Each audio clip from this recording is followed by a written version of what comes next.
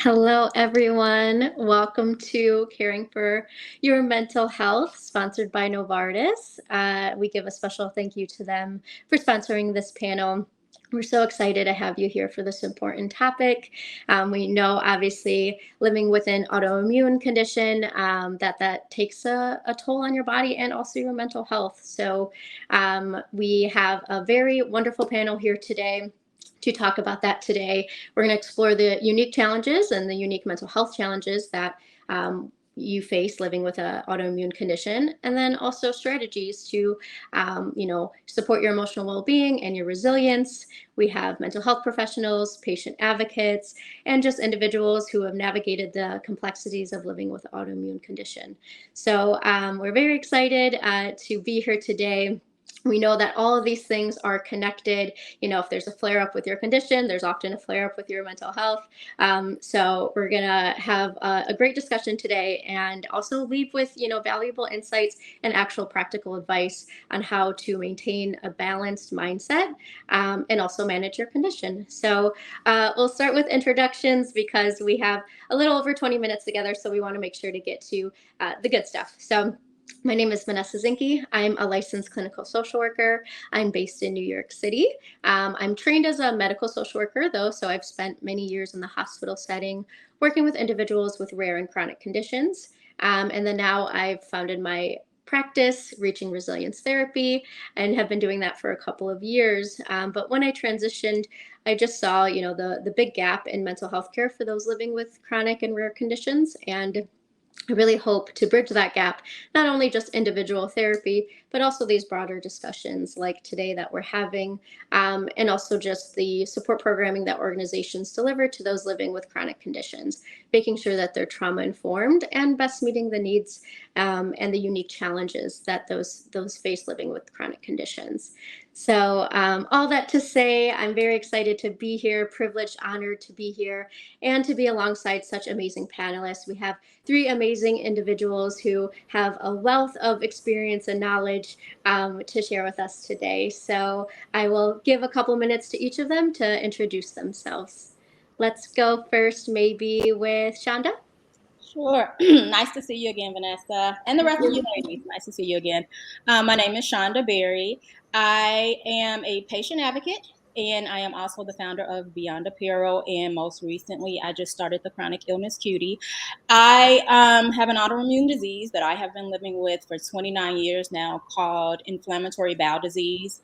There are two different types. There's Crohn's disease and ulcerative colitis. So for 29 years, I lived with ulcerative colitis.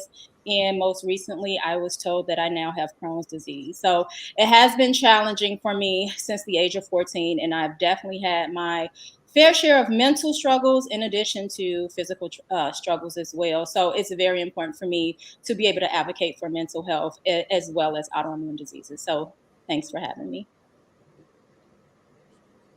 Thank you, Shonda. So excited to have you here. We'll go next. How about Tamisa? All right, we'll let Tamisa troubleshoot, and then we'll do our last introduction. Go ahead, Sandra. Thank you very much. I'm so glad to be here. I'm Sandra Cobb. I'm a certified forgiveness coach and author of a book entitled Free to Forgive, and a patient advocate. In 2017, I was diagnosed with sarcoidosis. And it certainly is a journey.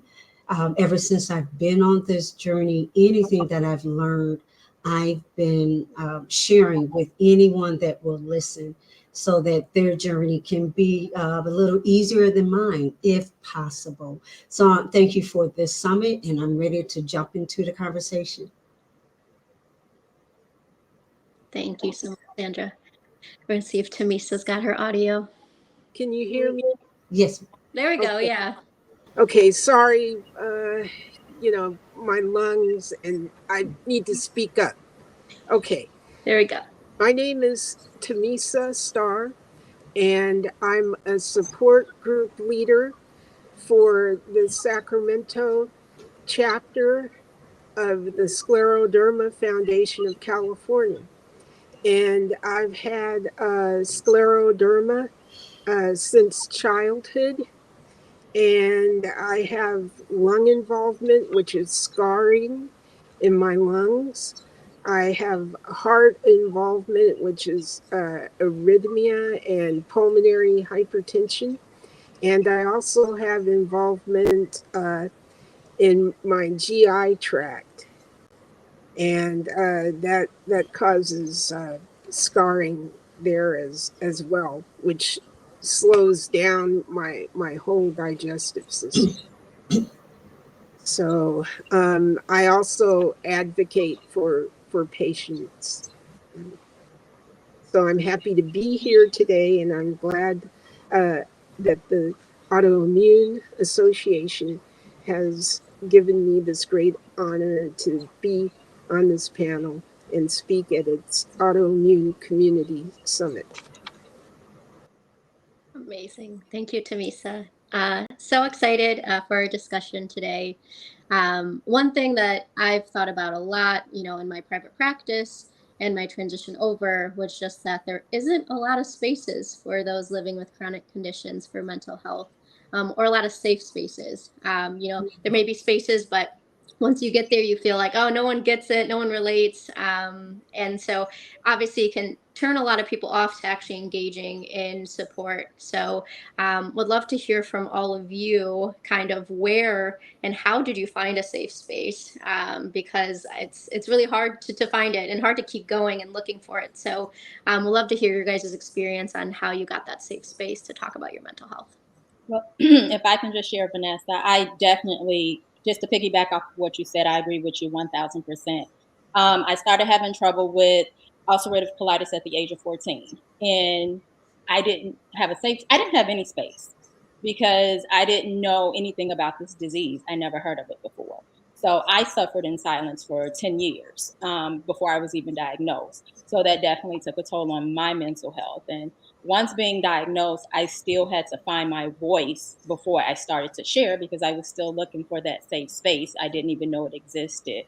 Um, but moving forward, once I started using my voice and advocating for myself and using social media and technology and asking questions, I was able to find a safe space. I just had to be willing to open up and share.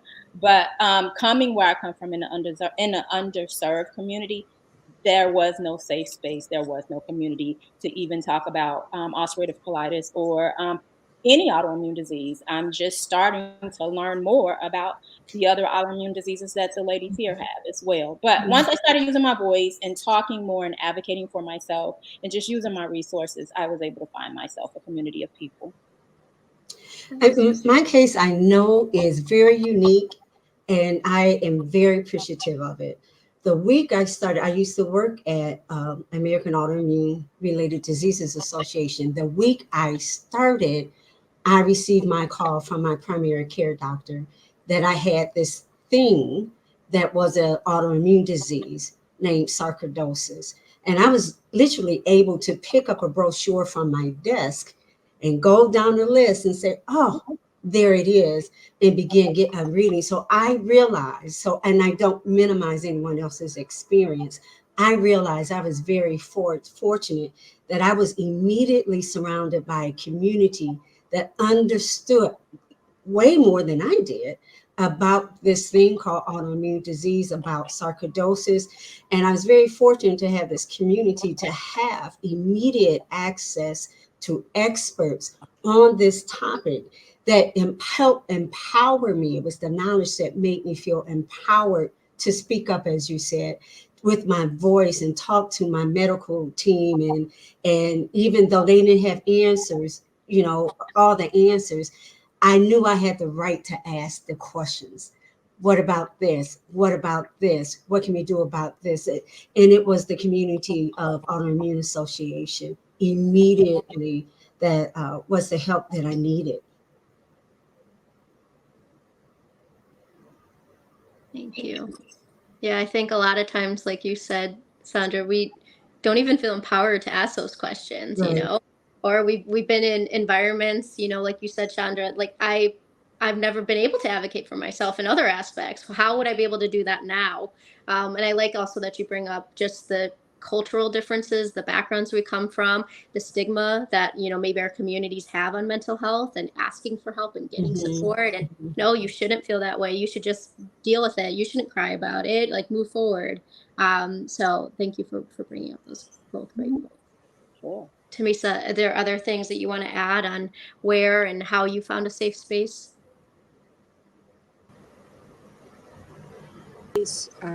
Within the scleroderma community. And I also am on social media.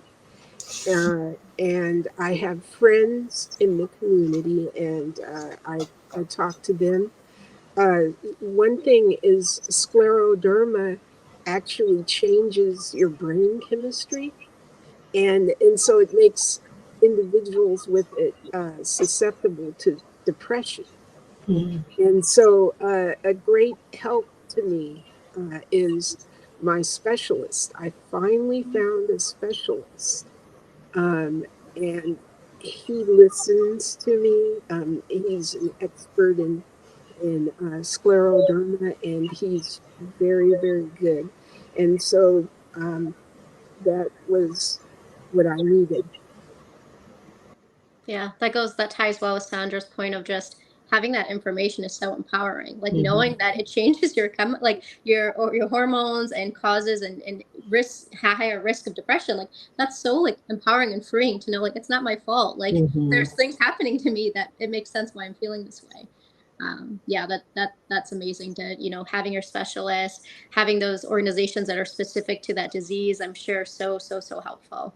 And what, I guess, a follow-up question to you all, like, what has that meant to you? Like, do you feel like it's drastically changed your, managing your condition and the way you navigate and interact with the world? Like, how has this support been for you? What has it meant for you? Well, for me, that support allows me to be vulnerable. I can open up, I'm able to share. So for me also, my condition is is I go into flares based off of a lot of stress. So if I'm not opening up and sharing what's going on with me, that's stressful for me mentally and physically. So to be able to find a community where I can open up, share, be transparent and vulnerable and not feel judged feels really good to my body and mind. So it helps me cope with the flares and minimize the flares because I'm not as stressful by bottling so much inside. I have found that the support is life changing. It's just infuses life back into you. In addition to my community support with Autoimmune Association, I couldn't have made it without the support of my family, without the support of my faith. Right? It was, especially emotionally, mentally, the things were happening physically, but those physical things were having emotional and mental impact on me. And for example, my faith and my family who embraced me, they didn't understand, and I couldn't explain it to them. And that just was the truth. But my daughter said something. She said, "Ma, just realize you're in a different lane and go into this new lane and be superb like you've been in the lane before. It's just a different lane." And I realized with my faith that I'm much bigger than my diagnosis, that I have a life that's worth living. I'm going to live it. It's with purpose, and it doesn't stop with a diagnosis. So all of those things together help infuse the life back into me that I needed, because it was so hard. You fought. I fought feeling pressed down. I fought, feeling the loss of control. There was so much to mentally fight. But that support that you get, family, your faith, and community, is priceless. It's everything. Thank you. And I'm that's also a great point to realize that like support looks different for everybody. It doesn't have to be one thing or the other. I think often it's just, oh yeah, you should just go to therapy or you should just go to a support group. Like it can be one of those things, many of those things. It A can be combination. yeah, a combination, 100%. And that looks different for everyone. Tamisa, do you want to add any other things that you feel like really changed for you once you found that safe space, or what it meant for you to get that support? Well, it gave me hope. Mm. It was like I was wandering through the desert, and I was walking slowly, but someone picked me up and gave me uh, help to go on. So and that's what the community uh, has given me, and my doctor has given me. Mm-hmm. And that kind of leads well into my next question, was just how has your journey been and how you've talked to yourself, right? I'm sure when you first got a diagnosis, maybe you had a lot of guilt and blame and shame, and a lot of these feelings that we place onto ourselves and internalize. And then we start to speak to ourselves, oh, I should have done this, I should have went to the doctor sooner, I should have I should have done that, I shouldn't have done that, all these things, right? But it's never our fault. But I think obviously over time and with support, you start to talk to yourselves a little differently, and hopefully better. How do you guys talk to yourselves? How has that changed? How did you get to this point where you're speaking like this and thinking like this? What has that been like for you? Oh, wow. Everything you just said, I experienced for like 10 years before I was diagnosed. So you are exactly right. And finding community and support has helped me to advocate for myself. I understand now that I am a part of my healthcare team. I'm Mm-hmm. very Mm-hmm. mindful of what I say to myself. I give myself grace now. I know that there are some days I'm going to be high energy, and there are some days I'm going to be fatigued, and I just listen to my body. I give Mm-hmm. myself grace, and I talk positive to myself, like, hey, you know what, you got this. You might need to sleep the day away, but tomorrow's a new day. So I'm so mindful of what I'm saying to my body and what I'm putting in my ear gates, because that has a big toll on your mental health as well. Mm-hmm. I was trying to be graceful and wait for my sister to speak up. But I'm going to go ahead and talk. Okay. So uh, the talking positively to yourself is everything. And I didn't always do it. And so I don't want anyone to feel like, well, you're in a bad place if you're not there yet. You Right. can get there. At the beginning of my diagnosis, I had um, blood clots to travel to my lungs, right? And so I didn't think I had a future. That's just the truth. I didn't think I had a future. I was going day by day. I was scared to plan for a long-term future because I didn't think I had it. And then I changed through my faith and through progress, even working with my doctors and getting better. I began to see that I do have a future, right? And I can plan long term. Um, so it is all about, there is power. I believe there's power in the words that you say. So be mindful of what you speak with. And it's not to negate what you're feeling. What you're feeling is real. It's real. If your body is telling you to lay yourself down until it gets the rest that you need and get back up. So you may not be able to do everything that you used to do as quickly as you used to do it or at the same pace, but it doesn't mean you can't do it. Give your give yourself grace and give yourself permission to feel what you're feeling, right? But don't, sometimes those feelings aren't always positive, and you don't want to sink into letting them overwhelm you. You got to speak out, and I may not be feeling this way now, but I will be feeling better later. Maybe I can't do this now, but I believe I can do it later. Maybe they don't have answers for me now, but I'm going to keep doing what they're telling me to do, and things are going to get better, right? And so speak well to yourself and of yourself. Yes. I think, another thing I tell people often, sometimes it's we need like logic to like do things like that. So I'll say, let's think about it from like a neuroscience perspective. Like our brain can only process so much information and filter so much information. And so when we are saying negative things or unhelpful things, our brain is going to look for those things and point it out to ourselves and say, hey, here's an example of you not doing good enough. Here's another example of you, not whatever. But if we say other things that are a little bit more positive, and it doesn't even have to be super positive, it could just be neutral. It could be, I'm doing my best today. I'm trying really hard today. And like that in itself, our brain is gonna bring those things to our conscious level and say, hey, here's an example of you doing your best. That's all we. So, it's hard for our minds to make sense of mental health. It's not objective. It's not physical. So sometimes we have to figure out those strategies to say, like, how can I get myself to be nicer to myself, kinder to myself? What if my friend called me and said all those things that I said? What would I say to my friend? I would probably say things much nicer than I'm saying to myself, right? So whichever way and strategy you use, like, that works for you. It doesn't have to be a one all fits all, but sometimes we have to do those things. I'll give Tamisa also another minute before we move on. Any other things for you that you feel like you can add to how you talk to yourself and how you got to this space where you're kinder to yourself? Well, I used to be the kind of person that was just full steam ahead, and will was everything to me.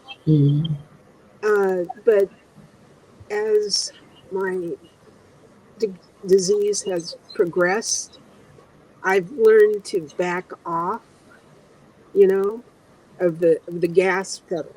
So when I have a flare, I try to be good to myself. I do things a little bit and then I rest. And that's your body is the boss. Your brain is, will is good, but when your body says no, you have to listen. 100%. So we have to wrap up, but in the final question and in the last few seconds, what advice would you give to those looking for mental health support, or a provider who kind of understands their experience? How do you find that person, or what advice would you give to someone who's looking for someone who's a good fit for them for their mental health support? Shop around. Yes. Shop around. Don't give up. Yeah. Don't give up. And if a particular physician is not listening to you, shop around and find the physician that will listen to you. And also, don't be too proud to ask for help. Just if you walk away with nothing, you need help. We all need help. Yours may look different, but don't be too proud to ask for help. I agree with that. And referrals. Once you tap into your community, tap it and ask, for referrals from your community, the people. Yep. Ask people like, well, who's your therapist? Put me on, even if like they're not the best fit or they don't take your insurance. Maybe they know someone else who takes your insurance. Tap me into those networks that know people. Huge difference. Trust your feelings. If they don't make you feel right, move on. Yes. Trust your gut. Yep. Well, thank you, everyone. Oh, it went too fast. I want to keep talking. But such a joy to see you all. I hope to everyone watching that this was helpful.